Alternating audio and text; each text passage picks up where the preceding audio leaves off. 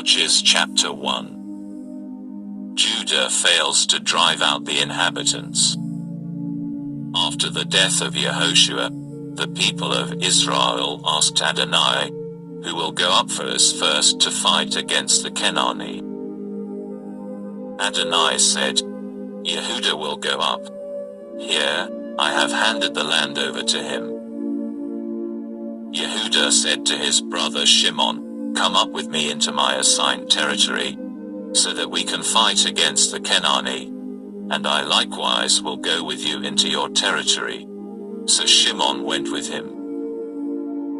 Yehudah went up, and Adonai gave the Canaanite and the Perizzite into their hands. Of those in Bezek they killed 10,000 men. They found Adoni Bezek in Bezek, and they fought against him. They killed the Canaanite and the Perizzite. But Adoni Bezek fled. They pursued him, caught him, and cut off his thumbs and big toes. Adoni Bezek said, 70 kings, with their thumbs and their big toes cut off, gathered food under my table. God has paid me back in accordance with what I did. They brought him to Jerusalem, and he died there. Then the people of Yehudah fought against Jerusalem, captured it, overpowered it with the sword, and set the city on fire. Afterwards, the people of Yehudah went down to fight against the Canaanite who lived in the hill country, in the Negev, and in the Shephelah. Yehudah also attacked the Canaanite living in Hebron, formerly called Kiriath Arba, and they overpowered Sheshai, Achaman and Talmai. From there they attacked the inhabitants of Devir. Devir was formerly called Kiriath Sefer. Caleb said, "To whoever overpowers Kiriath Sefer and captures it, I will give my daughter Achsah as his wife." Othniel the son of Kenaz, Caleb's younger brother, captured it, so he gave him Achsah his daughter as his wife. After becoming his wife, she persuaded him to ask her father to give them a field. When she got off her donkey, Caleb asked her, "What do you want?" She said to him, "Give me a blessing. Since you gave me land in the Negev, also give me sources of water." So Caleb gave her the upper springs and the lower springs.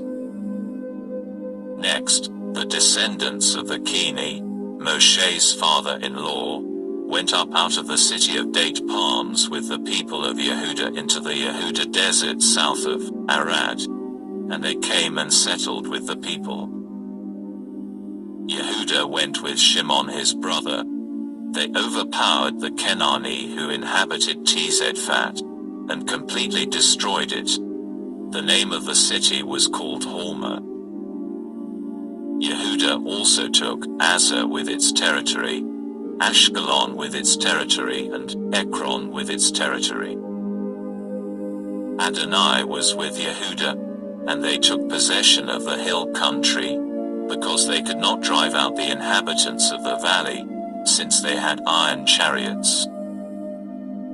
They gave Hebron to Caleb, as Moshe had said to do, and he drove out from there the 3 sons of Anak. Benjamin fails to drive out the inhabitants. The people of Benjamin did not drive out the Yevusi who inhabited Jerusalem. Rather, the Yevusi continued living with the people of Benjamin in Jerusalem, as they do to this day. Joseph fails to drive out the inhabitants. The house of Joseph likewise attacked Beit El, and Adonai was with them. The house of Joseph sent spies to Beit El. The city was formerly called Luz. The spies saw a man coming out of the city and said to him, "Please show us the way to enter the city, and we will treat you kindly." So he showed him the way into the city, and they overpowered the city with the sword, but they let the man and all his family go free. He went into the land of the Hittim, built a city and called it Luz, which is its name to this day. Manasseh did not drive out the inhabitants of Beit Shan and its villages, Tanakh and its villages, Dor and its villages, Yivlaam and its villages, or Megiddo and its villages, so that the Kenani managed to keep on living in that land. In time, when Israel had grown strong, they did put the Kenani to forced labor but failed to drive them out completely. Ephraim did not drive out the Kenani living in Gezer, so the Kenani continued living in Gezer along with them. Zebulun fails to drive out the inhabitants. Zebulun did not drive out the inhabitants of Kitron or Nahalol, so the Kenani continued to live among them but became subject to forced labor. Asher fails to drive out the inhabitants. Asher did not drive out the inhabitants of Akko, Sidon, Aklav, Aksiv, Helba, Aphek or Rechoth. So the Asheri lived among the Kenani who were living in the land, because they didn't drive them out. Naphtali fails to drive out the inhabitants. Naphtali did not drive out the inhabitants of Beit Shemesh or Beit Anat, but lived among the Kenani living in the land. However, the inhabitants of Beit Shemesh and Beit Anat became forced labor for them.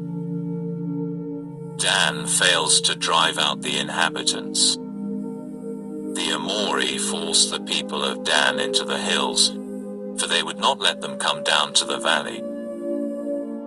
The Amori had resolved to live in the Hir's hills, in Ayalon and in Shaalvam, but when the power of the house of Yosef grew greater, they became subject to forced labor.